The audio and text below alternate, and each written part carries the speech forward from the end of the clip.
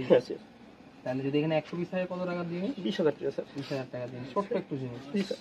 বেচবা কত? 30,000 টাকা। ব্রাহ্মণবাড়িয়ার 9 বছরের মাদ্রাসা ছাত্রী মাইমুনা আক্তার ময়নাকে গুপ্তাঙ্গের রড ঢুকিয়ে পৈশাচিক কায়দায় শেষ করে দেওয়া হয়। তার মা এবং চাচার অনৈতিক সম্পর্কের কারণে আজকে এই মেয়েটার এই অবস্থা। এই মেয়েটা নাকি তার মা এবং চাচার অনৈতিক সম্পর্ক যখন করে ওই সময়টাতে দেখে ফেলে এবং তার ওই যে মাদ্রাসার মধ্যে বিরিয়ানির একটা পার্টি আসছিল। আসসালামু আলাইকুম দর্শক, দেশ দেশের বাড়ি থেকে যারা এই মুহূর্তে ভিডিও ওপেন করেছেন সবাইকে অসংখ্য অসংখ্য ধন্যবাদ। দর্শক, প্রথমেই আপনারা দেখেছেন সেনাবাহিনী একজনকে আটক করেছেন। সেই আটক নিয়ে অনেকেই বলছেন এটা ময়নার চাচা, আবার অনেকেই বলছেন এটা অনেক কিছুই। তবে এর সব তথ্য জানতে গেলে ফুল ভিডিও দেখতে হবে। সেনাবাহিনী যে ব্যক্তিকে আটক করেছেন সে কে আপনাদেরকে অবশ্যই মূল ভিডিওতে প্রকাশ করা হবে। তবে ময়নাকে নিয়ে প্রচুর দ্বন্দ্ব চলছে আইনিভাবে। চলুন কি বলছে আইনি অবস্থা আমরা দেখে আসি। সব তো এটা প্রমাণিত হয়েছে না, ওনার হ্যান্ডকাপ লাগাইয়া রিমান্ডে কেড়ে নিল। এটার জবাব দিতে পারতেছি না, এটা একটু জবাবটা দিলে। বাংলাদেশের ইতিহাসের এ যাবৎকালের অন্যতম আলোচিত একটি ঘটনা ময়না হত্যাকাণ্ড।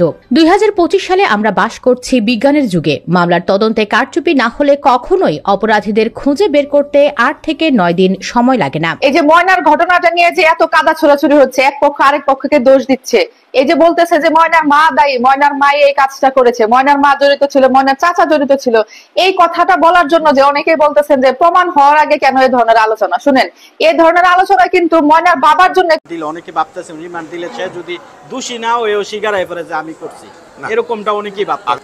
এই ময়নার এই হত্যার বিষয়ে ফেসবুকে দেখার পর আমার কাছে মনে হলো এই মেয়েটার প্রবাসী পিতা অনেক কষ্ট করে টাকা রুজি রোজগার করে প্রবাসে সে অবস্থান করছে, তার মেয়েটা নিঃস্ব খুন হয়েছে।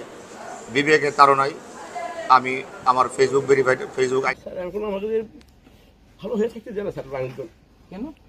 হয়ে আসে স্যার শুনে দেখেন আশেপাশে কি অত্যাচার করে?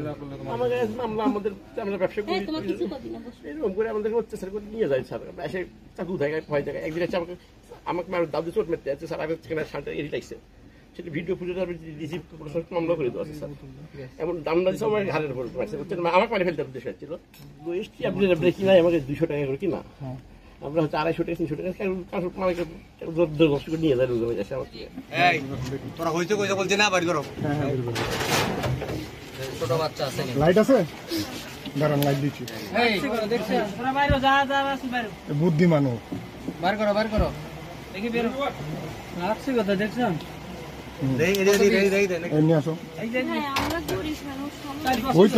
কিছু করবো না, তুমি কেন পার পিস?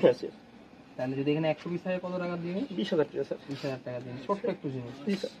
বেচবা কত? 30,000 টাকা বা 25,000 টাকা এরকম হয় স্যার। 25,000 থেকে 30,000।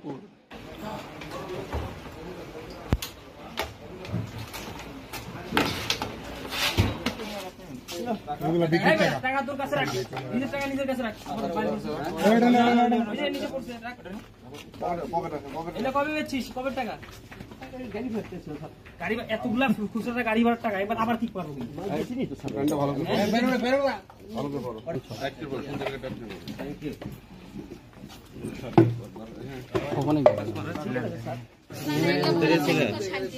হ্যাঁ এবারে ছিল স্যার আমি এটা কস্টেপ মেরে এভাবে কি এর ভিতরে যে আছে এটা কস্টেপ মেরে কে রাখছিল? আমি কষ্টে পেরে রেখে দিয়েছিলাম স্যার। কেন? আমি জানি যে আপনারা আমার বাসাতে আসবেন স্যার। তখন কিভাবে জানলো? আমার কাল আজকে সারা অনেক লোকই বলছে বাসা থাকিস না, চলে যা। কে বলছে? লোক আশেপাশের লোক বলছে আমার সবাই। বাসায় থাকছে আমি কাল তার আগের দিন বের হয়ে যাচ্ছি তোদের থেকে, ভাবলাম যে তার বউ ছিল, আমি কাউকে কষ্ট দিতে চাই না স্যার। আমি কষ্ট দিতে চাও না, বাট কালকে বের হয়ে জেল থেকে আজকে আবার মানে 100 পিস আবার এখানে রেখে দিয়েছিলাম স্যার, আমি কারো বেশিও নি স্যার। কি জন্য?